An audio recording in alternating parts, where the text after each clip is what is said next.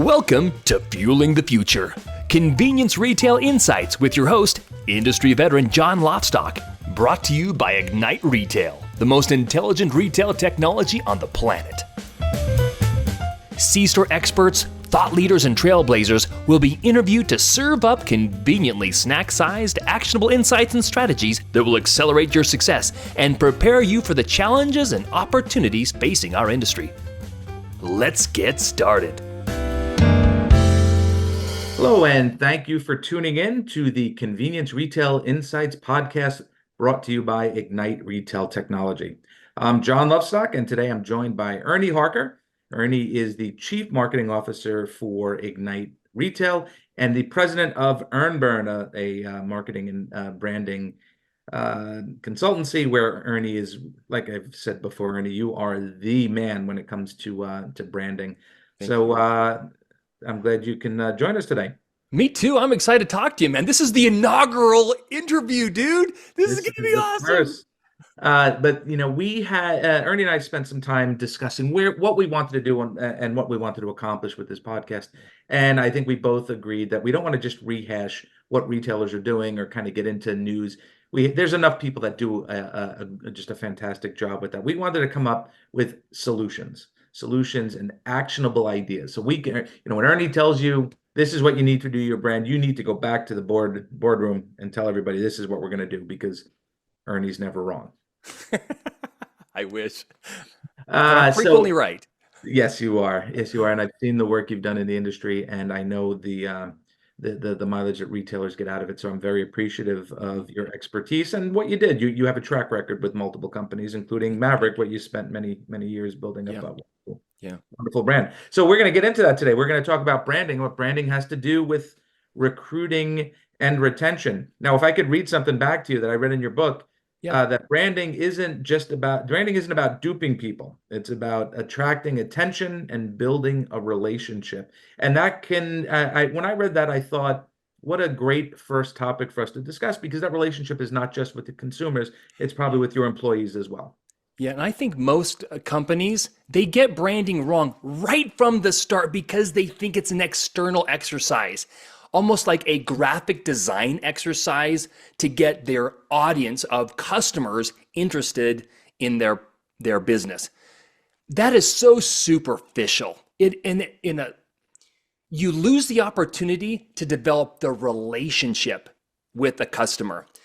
Not only the customer, but if you're actually living and breathing the brand, it makes a profound experience on your I was going to say base camp, but because Maverick calls their headquarters base camp. It's so well branded that it can't even get out of my head. But the headquarters for the office, the people who are in support, HR, IT, tech, all the different departments in the company, they need to also be immersed in the brand, because the brand should have a personality associated, not just a color, not just a design and logo, but a personality associated with it. Because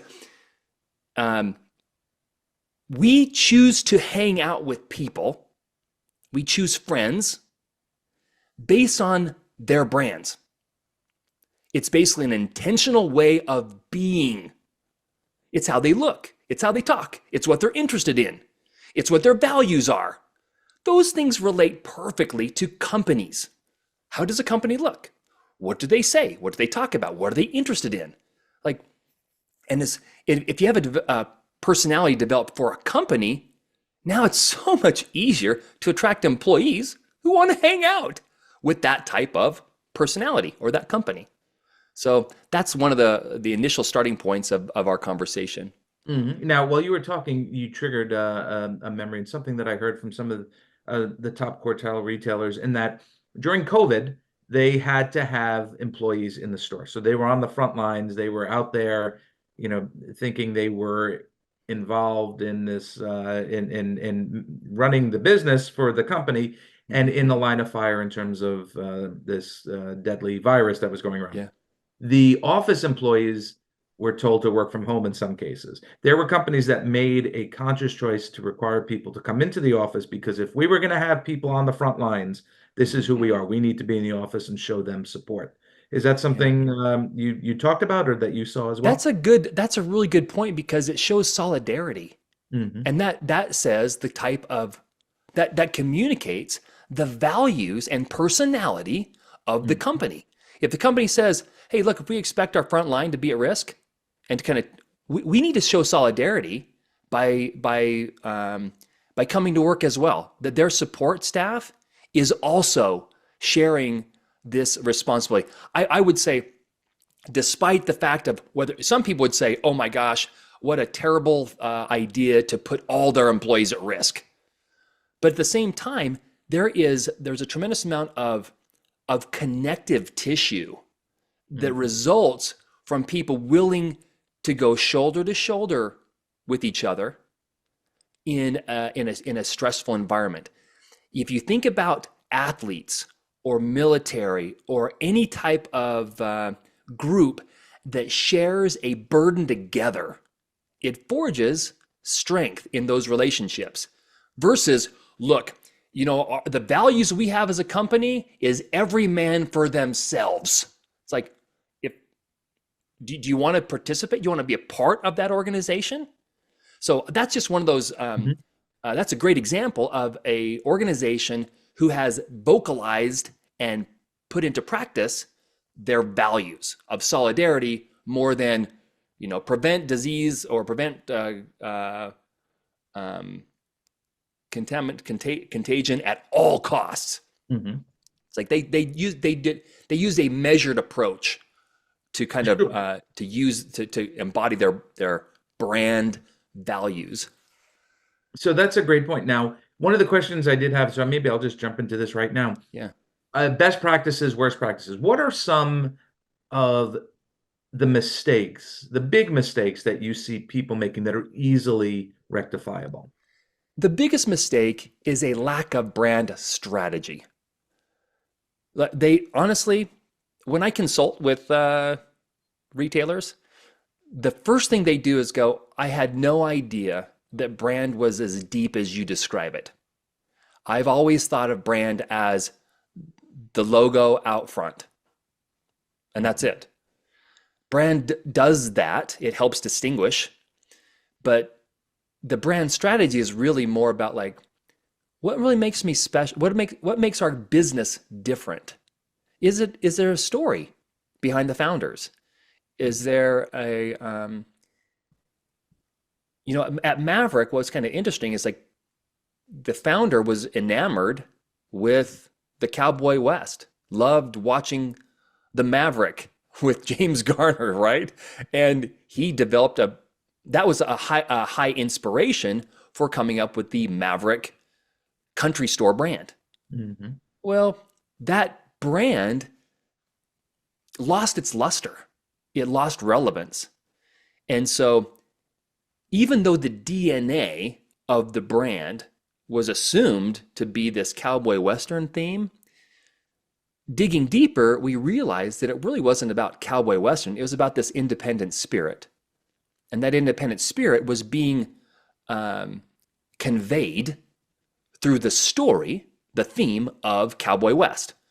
Well, if the heart of the brand is really about an independent spirit, can it be communicated or conveyed in a different way? And we developed the adventure brand, which is, it fits just as well, but it has more legs. It's more contemporary. It's more exciting today.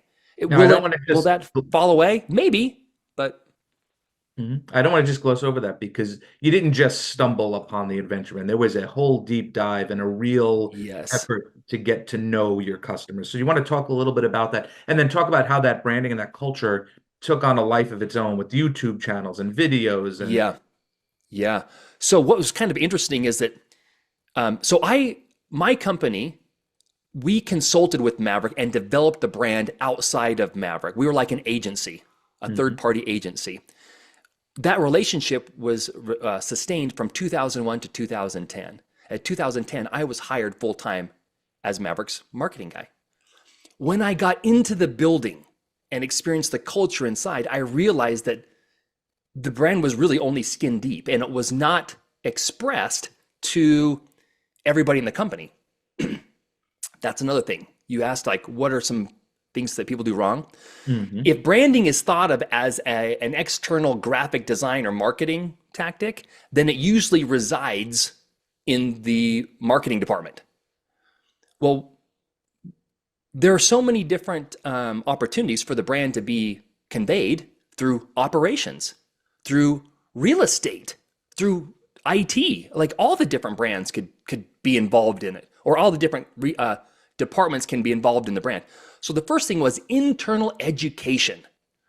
Let's let everybody know what the brand is about, so that each department can actually make their own decisions on how to kind of reinforce the brand through their roles and responsibilities, versus, well, you know what? I hate taking it to the marketing guys because they always tell me what's wrong, Hmm. and it just takes too much time. As if the marketing director was the brand vizier, the grand poobah that knows all branding, and he keeps all of that sacred, as if it was some type of, currency that he wields. Like, no, no, no, no.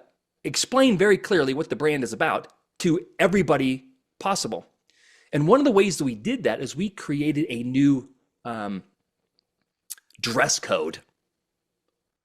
For years, Maverick had a dress code of wear slacks, no open-toed shoes, and a collar. Well, everybody looked like golfers or accountants or lawyers on a Friday. I said, Hmm. this is not an adventure. When someone walks into a Maverick, we call it base camp, which, by the way, it was the corporate office before I started working there, the Maverick corporate office. Like, no, no, no. Are we really adventurers first stop or not?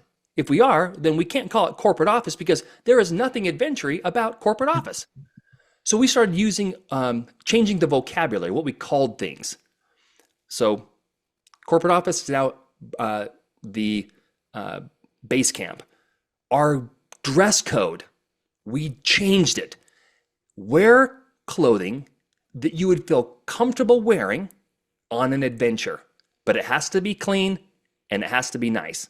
It's not stuff that you do wear on adventure, but that you could wear on adventure. We don't want it to be tattered like, man, I just went canyoneering in this thing. It's dirty and scraped up. We don't want that. But we want people to come into the base camp and go, oh my gosh, you guys are really about. Everybody here looks like they're ready to go on an adventure. They all look like models for REI.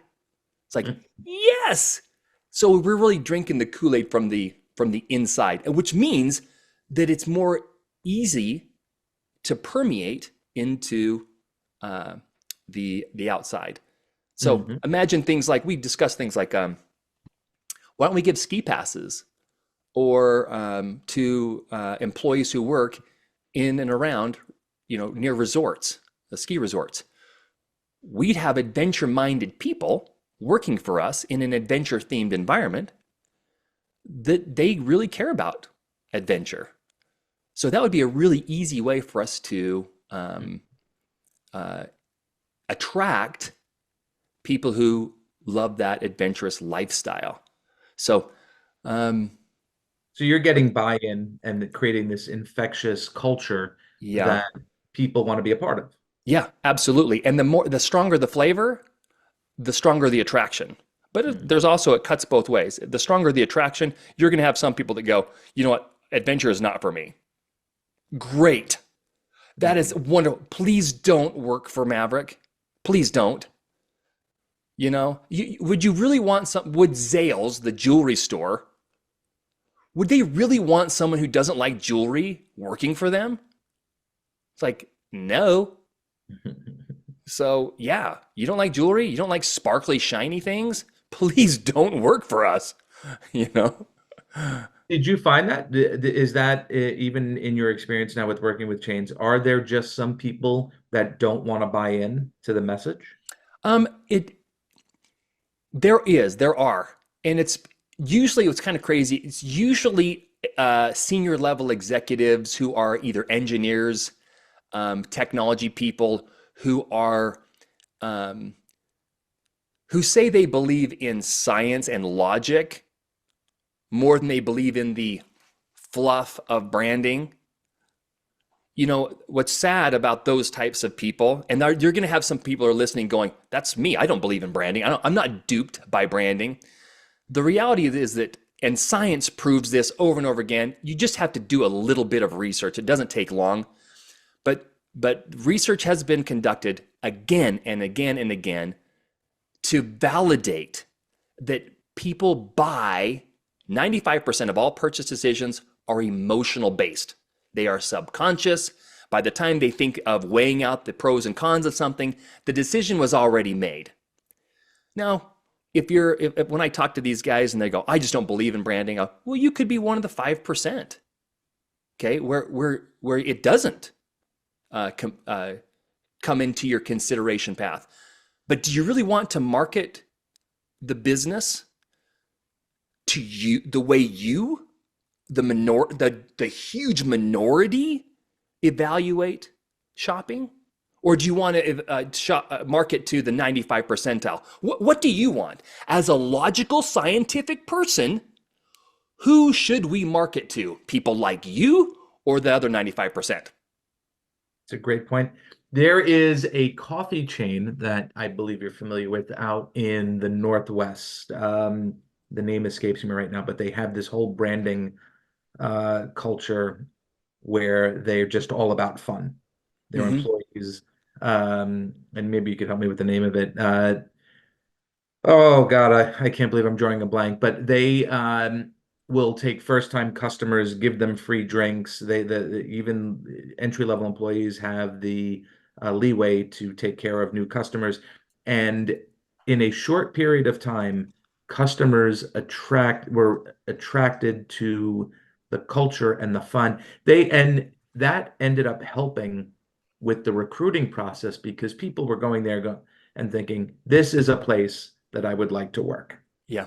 I think is it in Idaho or Oregon or You know what? You're talking to the wrong dude. I'm a Latter-day Saint guy who doesn't drink coffee or alcohol or smoke cigarettes. So I'm like the worst guy to talk to about coffee. Sure.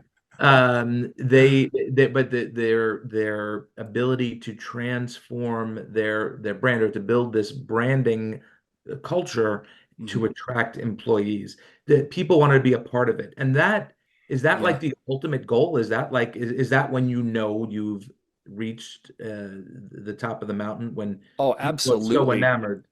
What's Mhm. kind of crazy is that so there's two different things that happen when you have a really strong brand. There are people who want to work for a well-known brand, a fun brand, an exciting brand. Even most of the people that work for Maverick are probably not class 5 river rapid, navigators.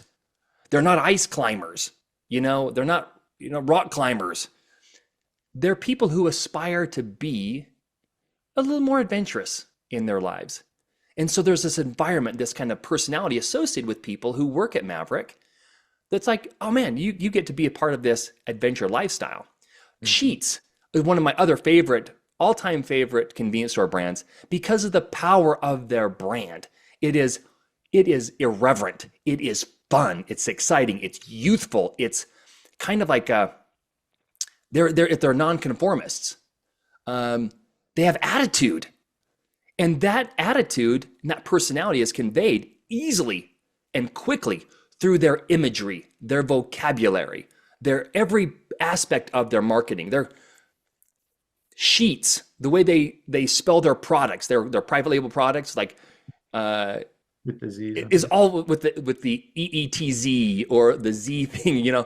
It's easy to determine a Sheets product because of how they brand their stuff.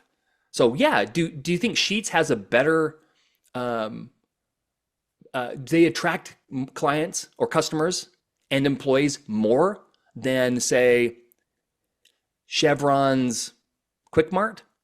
Mhm. I would absolutely say so. Because now, is there longevity? Do they have longer employee um, stay times? I don't know.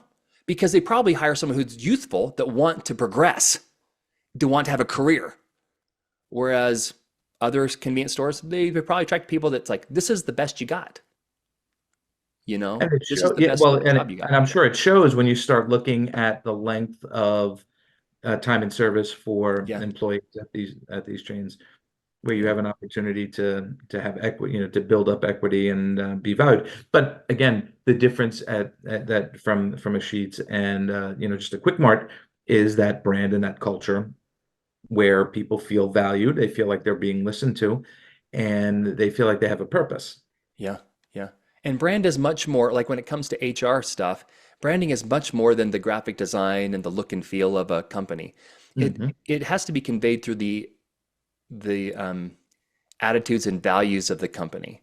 Because you could have the coolest company brand like in the world, but if the personality and the values of that company aren't on target, aren't on par with the look and feel, you could easily deteriorate the authenticity of that brand um, by not putting into practice what you're preaching.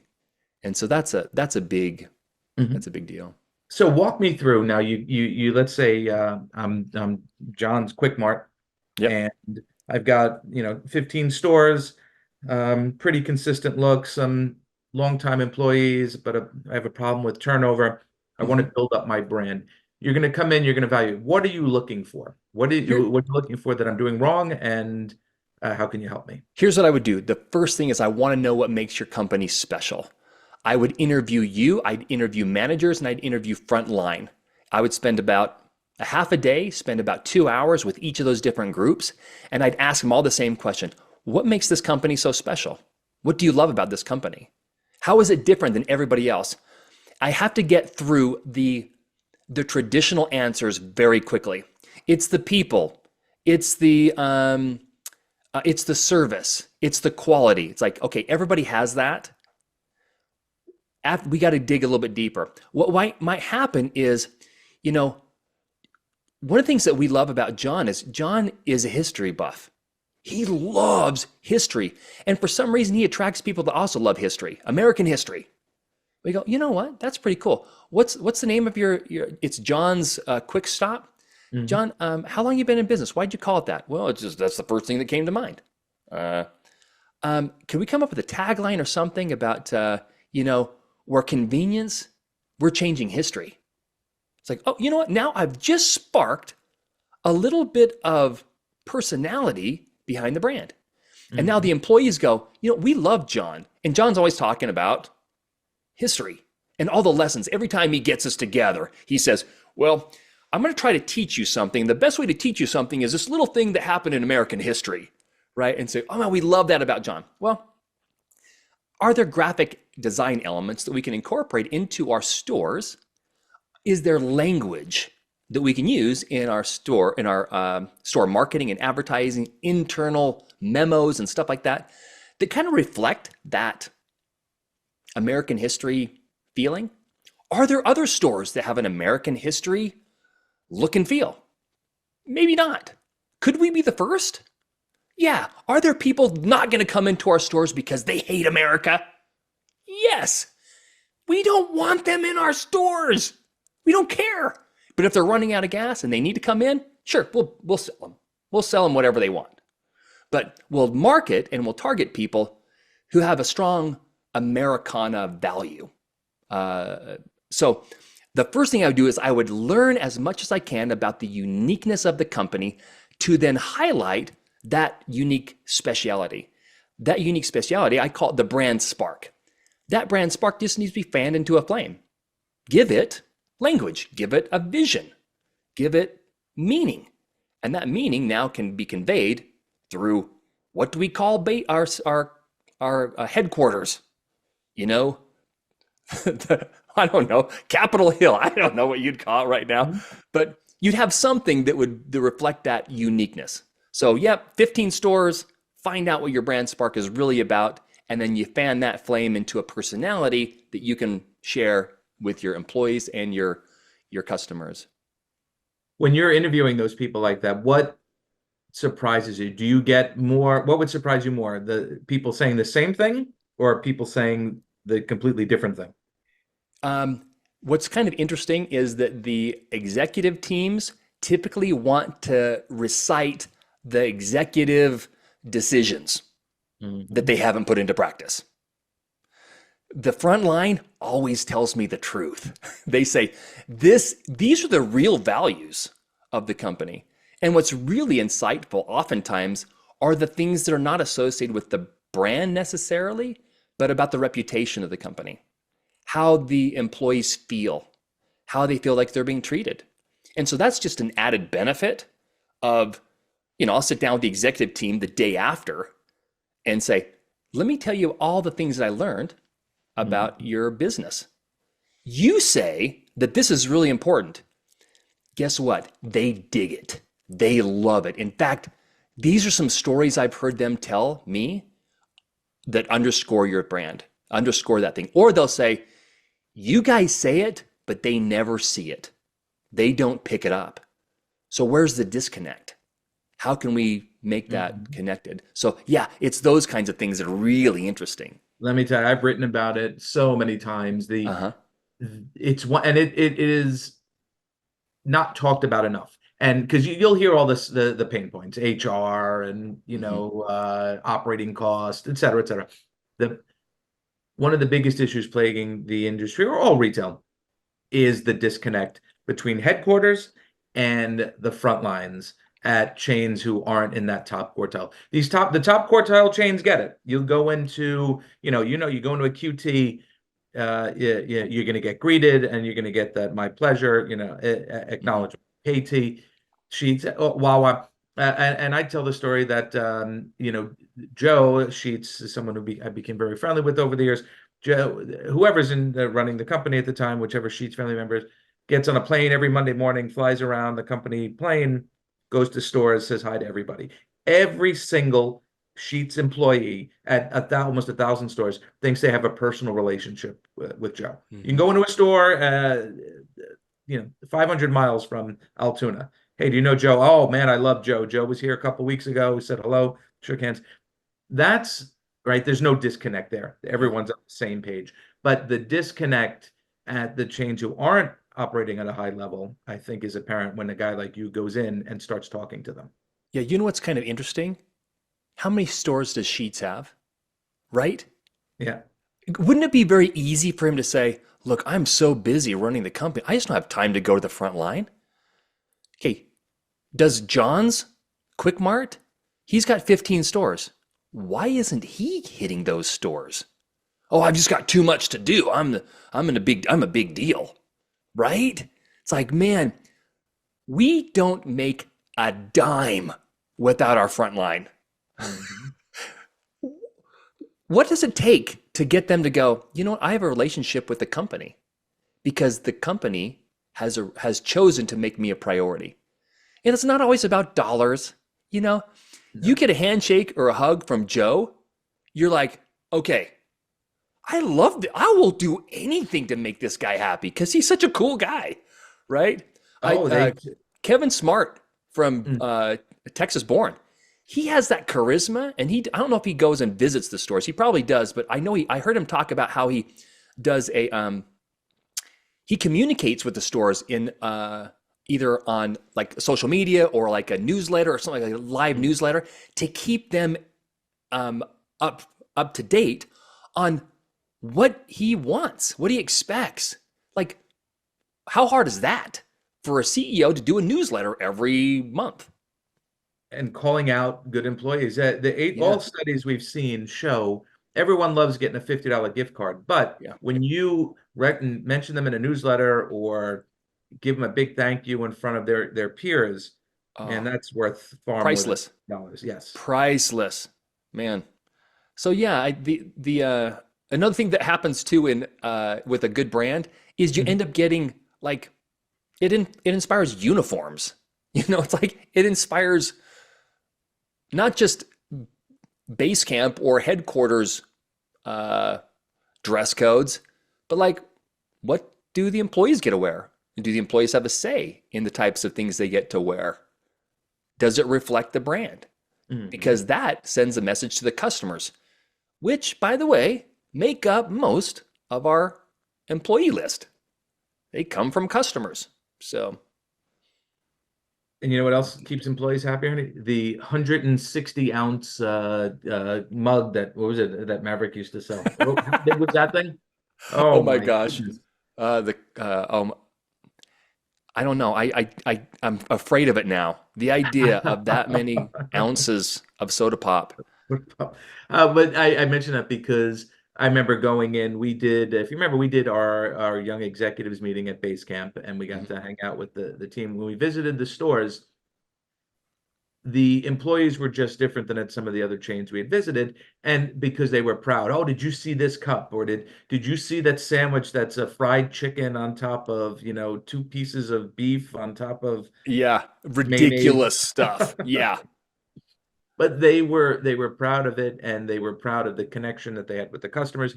And I would imagine that starts to that's that culture that starts to feed. uh hey, you work there? Oh man, I'd love to work there. You look like you're Yeah. having fun.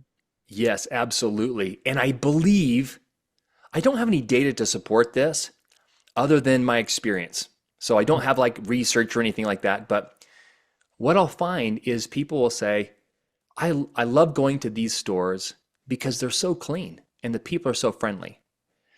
I can't help, like most of the time I've seen that experience, there's a very strong brand associated with that. Hmm. People who are proud to work for a company want to make sure that they bring their best to work at those companies. So, do they love the company? Yeah, they're going to keep the bathrooms cleaner. They're going to be friendlier because they're proud of the company they work for. And there's a great story about Quick KT, Don Zitlau, industry icon and legend. Another chain that's pushing 1,000 stores. I lost track of their store count, but there was a note, a sign on the wall in every single bathroom at every store that said, "If this restroom is not clean, call me." And it was Don, and it was the phone number that rang at his desk.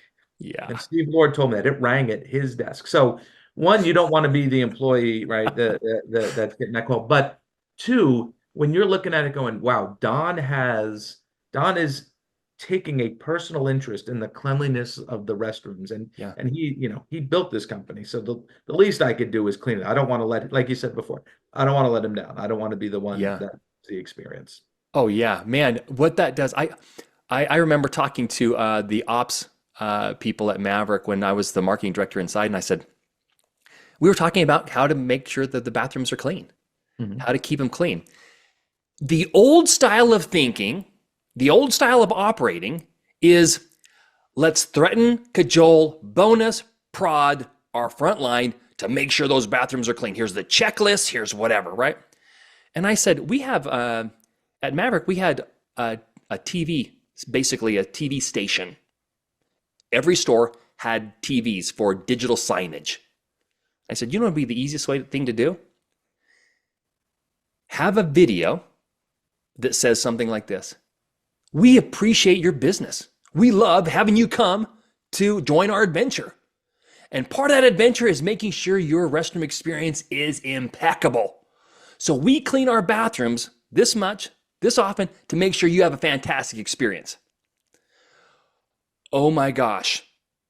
Here's what happens: the employees hear that message over and over and over again, saying, we have promised to Mhm. deliver on clean bathrooms. Why don't we do something like that? Can't we deliver on it? Mhm. If we don't deliver on it, we'll hear about it really quickly. And if that is not, I mean, if it's a high priority for us to deliver that, if it's one of our missions, it's like our key goals as part of our brand, then we need to put ourselves at risk, like Don did. He put himself at risk. Well, what happens if there's all these bathrooms that are dirty? It's like, well, I'm happy to be inconvenienced to ensure that we make a change. I'm willing to be inconvenienced with 100 phone calls that I will call back personally, right? To say, hey, look, I received your message and we're gonna take action for you. We'll do that. Yeah. What a beautiful opportunity to tell the customer you're important. Because how many Mhm. people will that tell? How many people will that person say, Don called me up personally I love Quick Trip, man. I love it. I know the guy, you know? 100%. They actually, that would be the takeaway. And, it gets back to now when you start, if you're a younger employee or if you're an older and you have kids and are looking for work, hey, this guy cares. This is a Yeah, good place to work. yeah, And it's not just, you know, over a period of a couple of weeks. This is the culture that goes on year after year after year. And what a hell of a message to be yeah, pounding into a market. yeah. I remember hearing something like there's this propensity we have of trying to create ease. We're seeking for ease in our jobs. We want AI to take away some of our jobs so we can do things, we can spend more leisure time. I heard this quote recently about life is intended to be a struggle. That is life. If you're not struggling with your work, you're struggling with your family, you're struggling with something. Choose a passion you're willing to struggle for. Choose a passion you're willing to struggle for. And if that is to create the best convenience experience on the planet, struggle for that. Make it work. Make it hard work. Because you're not going to accomplish anything if it's going to be easy. No, I sent an email to everybody in the stores to telling them to remind them to clean it up, but it's not working. You know what that means? I got to send 2 emails. This is so frustrating. It's like, okay, change. Get in the stores, right? Do it yourself. There are so many things you could do. And kind of gets back to what we were saying before. All of them involve action, getting Mm-hmm. up, taking action.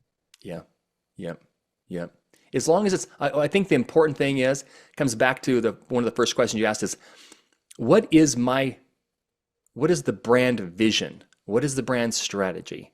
Is it to be the cleanest store? It may not be, where it's going to be clean enough. But we have a food item that we are focusing on that is so outrageously craveable and wonderful that we're willing to spend our time and effort on that, and we're just going to be clean enough. Okay, fine. If that's your strategy, just execute on the strategy.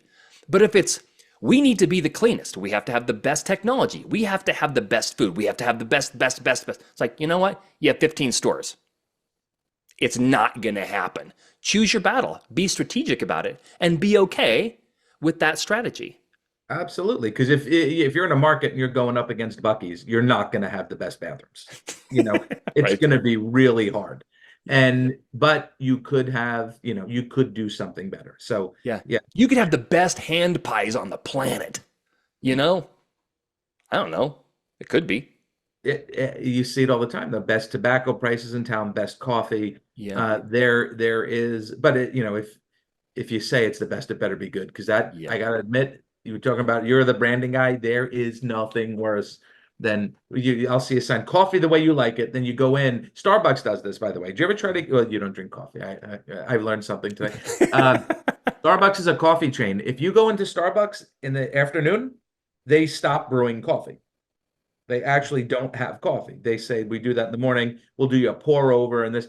Like you don't have fresh brewed coffee? No. Right? You would never think that. They've overcome it with all their other branding, but you can get like a $6 non-fat mocha latte with, dried baby tears, because they sell all that stuff, but you can't get a cup of coffee. And it's kind of frustrating, but they're Starbucks, they can get away with that. I think Starbucks has developed a treat. They're a treat. Yes. They're not they're not a coffee shop. They're a treat shop. Like my kids, who some of them don't drink coffee, they'll go to Starbucks and they'll get a Mhm. treat. I'm like, oh, okay. My kids get this strawberry refresher acai that's literally $8. But that you could get at 4 o'clock and they'll make it fresh. Yeah. But not that. So, but when you say you're going to deliver, I would imagine in terms of the things you've learned or things that you see people doing right and wrong, being able to deliver what you're promising has got to be right at the top. Absolutely. And focus, create a strategy.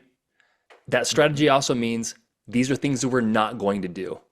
And one of my favorite phrases that I put into place, and I think everybody's got to write this down, put it on their keyboard, frame it, stitch it.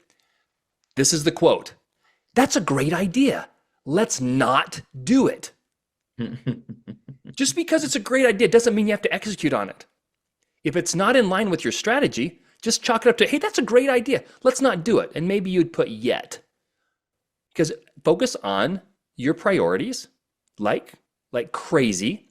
List all of your other great ideas and put them in a to-do list later. But that's one of the biggest challenges that businesses have. Well, we were working on our loyalty program, but then we were told we needed to come up with a better food service program. So we started working on that before our loyalty program was really fully baked. And then, so that's struggling. Our food service came, well, then there's also like delivery. We need to develop our delivery program. Our food service program isn't done. Our loyalty program thing isn't done. And you bet, guess what? We also have to improve our employee benefits. Now it's costing us more to do all these things. It's like, you know what? Just take 3 years to crush your loyalty program. If that's your strategy, develop an awesome loyalty program. It's working. What was that other thing that we came up with that was a really great idea and we decided not to do? Let's evaluate those and let's put the next one on the list. And we'll spend a year or two on that. So if you do that, you actually get progress more so than by trying to tackle multiple things at the same time. Yeah, you just can't. I mean, times have changed. Just the capital expenditures that it takes to do a lot of these projects and the manpower, just not feasible. Yep. All right. I mean, this is what happens when you and I start talking. We can go on for hours and hours. But why don't you give me 1 or 2 takeaways that you want our listeners to take away? What do they do right now? If they're going home and saying, man, something's not working, how do they figure out what it is, or what could they take away from today's podcast? First thing, get together with your executive team and do a deep dive on what makes you special, what makes you different. Go deeper than, go ahead and list everything like it's our people, it's our culture, it's our environment, it's our value. Put all those things, say, yes, awesome. It's our cleanliness, great. Now dig deeper. What is the story? What's the background? You can actually go to my website, earnburn.com. There you can download my digital copy of my book and my brand guide. It will walk you through that process. It has questions to prompt a conversation with your executive team. So that would be the very first thing I would do. Go and you might be on brand. Great. Go forward with confidence, knowing, yep, we have a strong brand. We feel really good about it. We're moving forward. But if you're questioning it, evaluate it. Just do a quick stress test by going through that exercise. It doesn't take very much time, but it's well worth it. So that's the first thing I would do. Great. And as we said at the start, all of this is going to make you an employer of choice. It's going to make you a retailer of choice, an employer of choice, and you're trying to create a destination where people feel happy. So great advice. And yes, the book is fantastic. I've read it and I've learned quite a bit from it. And I've used some of your words when I'm talking to other retailers. Hey, did you see this, or have you considered this? So when you can get me to remember something and share it, that you've done a good job. Awesome. Well, thank you, John. Well, good. So let's wrap up here. On behalf of Ernie, I'm John Lofstock, and I want to thank you all for tuning in. We hope you will join us on a future podcast. Have a good afternoon, everyone. Thanks for joining Fueling the Future, Convenience Retail Insights with John Lofstock. Tune in next time for more snack-sized nuggets of retail insights to get your business booming.